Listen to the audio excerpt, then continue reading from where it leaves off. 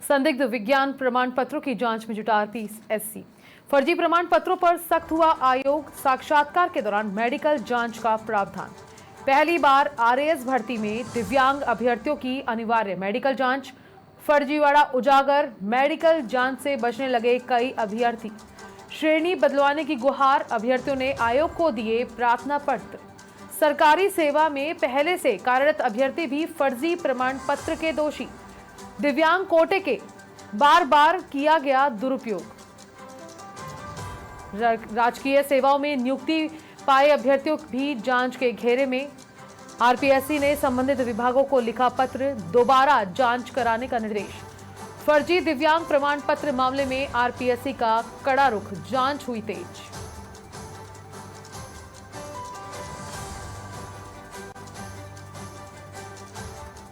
अब हमारे साथ संवाददाता महेंद्र सिंगल जुड़ चुके हैं, जानते हैं पूरा मामला।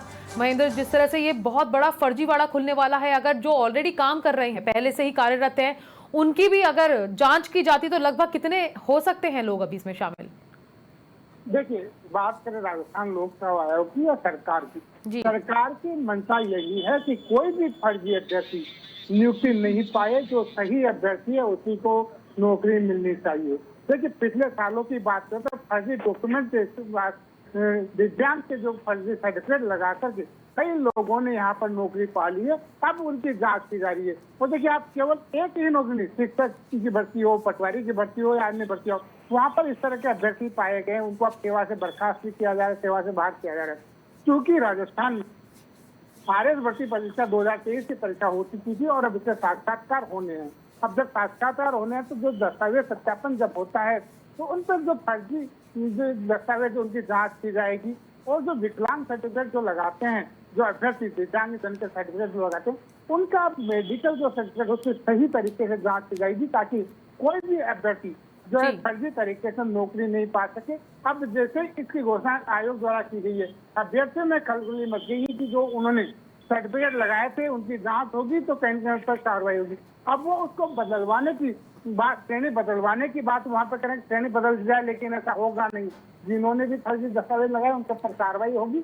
और देखिए, केवल यही नहीं, उन्होंने जो सरकारी नौकरी में है, अभी कोई शिक्षक है, कोई पटवारी है, उन्होंने फॉर्म भरते, उनके चयन यहाँ पे परीक्षा में हो गया, वो सेलेक्ट हो गए, लेकिन अब जाकर के वो फंसते हुए दिखाई दे रहे हैं। और राज्य सरकार की मंशा है कि उनके पर कार्रवाई की जाए और कहीं कोई गड़बड़ नहीं हो, उसको लेकर के वो आयोग जो यहाँ पर सख्त नजर आ रहा है। जी धर्मेंद्र, अगर देखा जाए तो एक ही सवाल है कि फर्जी प्रमाण पत्र अगर पाए जाते हैं तो उस पर किस तरह की सजा होती है? देखिए, फर्जी प्रमाण पत्र पाया जाता है तो देखिए दो चीजें, अगर उसने नियुक्ति नहीं पाई है, पहली चीज है, तो उसके खिलाफ पहली बार उसको चेतावनी दी जाएगी कि ये किस तरह से आए, उसकी जांच की जाएगी। आखिर उसने प्रमाण पत्र पाया कहाँ से, अगर इसकी सही पाई जाती है तो उसके खिलाफ एफआईआर दर्ज करवाई जा सकती है। और जिसने वो सर्टिफिकेट दिया है, चाहे वो कोई कॉलेज हो या मेडिकल कॉलेज हो, हॉस्पिटल हो, जिसने भी इस तरह का सर्टिफिकेट दिया है उसके खिलाफ भी कार्रवाई हो सकती है।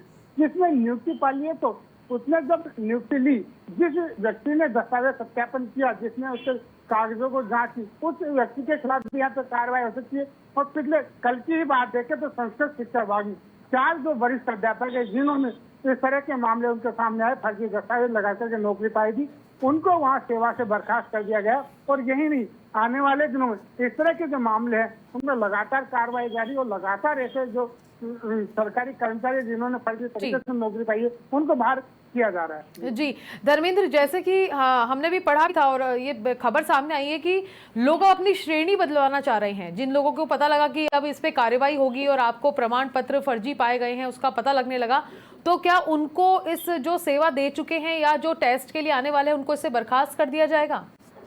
देखिए, बड़ी बात यही कि कुछ ऐसे अभ्यर्थी हैं जो इस समय सेवा में है और जिन्होंने दिव्यांग जन सर्टिफिकेट लगा करके ये नौकरी पाई थी, लेकिन अब चूंकि उनकी पोल खुलती जा रही है तो उन पर कार्रवाई होना निश्चित है। ऐसे लोगों के ऊपर उनको राजकीय सेवा से बर्खास्त किया जाएगा। साथ में उनके ऊपर जो विभागीय कार्रवाई होती है, जो कड़ी कार्रवाई हो सकती है, उस तरह की कार्रवाई भी की जाएगी। और साथ ही जिन लोगों ने उनको नियुक्ति दी है उनके खिलाफ भी यहाँ पे कार्रवाई जो विभाग कर सकता है। जी धर्मेंद्र, तमाम जानकारी के लिए आपका धन्यवाद।